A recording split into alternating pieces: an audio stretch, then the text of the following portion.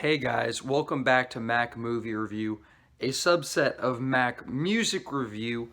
In this episode, I would like to talk about some movies that I watched this week.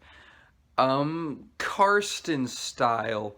So welcome to the first episode of what I watched this week. This week I watched a few movies. Some of them were good and some of them were great. I watched 7 movies this week, one movie every day. Call it excessive if you want. That's what I did. Now let's hop into it. I kicked this week off with The Lost City of Z. The Lost City of Z is my first James Gray film. This guy also made movies like something called The Immigrant. He made Ad Astra, which kind of popped off in 2019, I think is when it was released. And the man is very loved by movie critics and actors. Like, actors really respect this director, but audiences have not really liked this guy's films. His films don't have very high ratings on IMDb, which is like the score of the audience. It's the voice of the people, and the people have said that they don't really like this guy's movies, which is unfortunate because I think The Lost City of Z is actually a very good movie. It's very well acted. It has some really bold directing choices. It looks really great. The locations are really cool. It feels very human. There's a lot of interesting subtext and a lot of interesting meaning that can be derived. There's a lot of deeper themes going into this story of what is essentially a tale of fighting between, do I choose to be with family or do I choose to be, or it's like a pride versus family mentality and stuff. And you know what? It's actually a great movie. After that, I watched Taikiti Waititi's, excuse me if I got the name wrong, film Hunt for the Wilder People. Believe it or not, I did not love this movie. This is actually the second time I have seen this film, but the first time was a really long time ago, and all I remember about it was that I really liked it the first time I watched it, and I still like this movie. I think it's a good movie, but what it feels like to me is it feels very mild. It feels very like lukewarm in a lot of different ways. The characters, a lot of it is just very understated. The characters and the script and the jokes, it all just feels kind of like it's like at like a 5 when it could be at like a 6 or a 7. And it's like a step down from what it could be. It doesn't feel as passionate, even though of course the music is good, the cinematography is good, the acting is good, it's got good jokes. It's just a movie that to me felt it was just on the verge of greatness, but it just managed to be good like consistently. The only really great thing about this movie, I'll say, is it looks beautiful. It looks fantastic, and with cinematography and everything, and the music is awesome. The soundtrack is so good, and I love movies that actually let the soundtrack breathe. And this movie actually lets you have moments where you just get to listen to the awesome music, and yeah, it's a good movie. After that, I watched The Luck of the Irish. The Luck of the Irish is a Disney Channel original movie, and it's kind of, I guess it's a big community-wide joke. If you Google lists of the best Disney Channel original movies, this one pops up on a bunch of lists, and you know what? It really is just a joke. The reason, because it's not as good as High School Musical 2. And this movie, the first act is honestly not that interesting, not very investing. The second act, it's fine. The third act is one of the most insane third acts I've ever seen in a film, and the entire reason for watching the movie, in my opinion, is just to get to that third act where just these unexplainable things start happening, and it's actually hilarious. I recommend. This is one of those group movies that you want to watch with like a group of friends, but like friends that have like that sense of humor to just laugh at stuff that's like ridiculous. But it's worth it for the last act, I would say. But don't watch this by yourself. And then I watched Singing in the Rain. Singing in the Rain is one of the most critically acclaimed, if not the most critically acclaimed musical ever made. And when I finished this movie, I watched this with my sister, and she turns to me and says, "It's not as good as La La Land."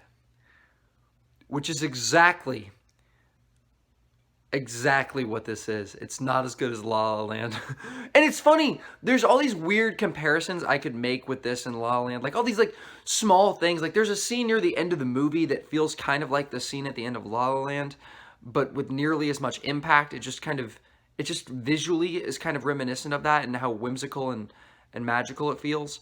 And then other elements of it just feel like, and the setting of like, it's in Hollywood and they're making movies, and in La La Land they're in Hollywood and she's trying to be in movies, and it's kind of, it's weird. It's a great movie. Yeah. And then I watched Weathering with You. Weathering with You is a film by the guy who made Your Name. And that will always be this movie's legacy, is the other film by the guy who made Your Name, which is one of the highest grossing films in Japan. It also just happens to be the best animated movie from a visual perspective and from a musical perspective. I'm talking about Your Name, of course. That movie is an absolute masterpiece. It is just fantastic. I've seen it multiple times. I've told a lot of people about it. I've shown it to people, and they all are always like, yeah, that's an amazing movie every time they watch it. Most people I'll say. But this movie is like Your Name, but very, very mild from a storytelling perspective. It just feels, it's such a tame film from a story perspective. It's not crazy. It's not that super far out there. It's not mind-blowing like Your Name. It's just a pleasant movie. It's just a fun time with good music and really great animation and some good characters. It's a good movie. And then I watched Master and Commander. Master and Commander is a Peter Weir film. I don't know how to say his last name. It's W-E-I-R. And this guy has made some really great movies. I do like this director a lot. He made Dead Poets Society, which is, of course, really, it's like a classic at this point. And The Truman Show. He also made some other movies, but they're not on the top of my head at the moment. But anyway, you get the point. He's a great director. And I watched this movie because it gets good ratings, and I know somebody who said that this is like one of their favorite movies. And you know what? It's a very, very specific movie. One of the most specific films I've ever watched. It is, and it's just funny when you finish the movie, because you're like, wow, that movie was literally one thing.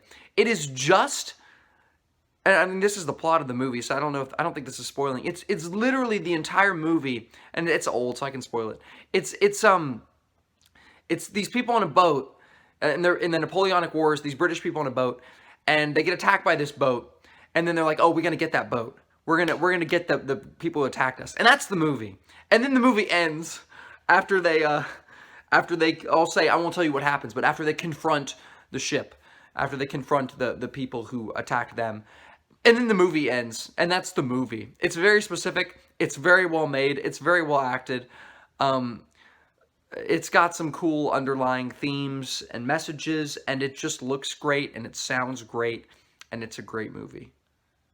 I ended this week on Saturday night with the film The Blair Witch Project.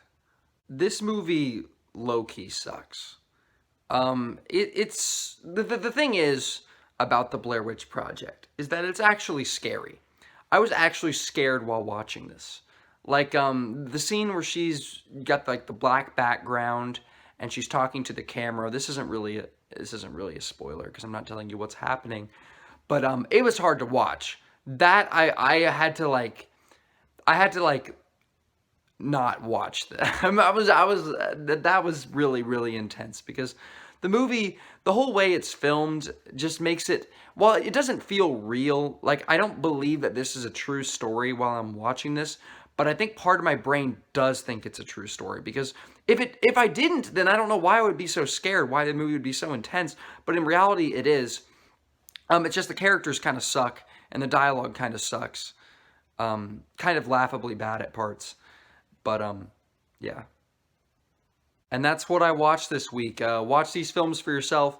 Form your own opinions. I just ripped that straight from Karsten. 100% plagiarism. It's a real crime. Have a great rest of your day.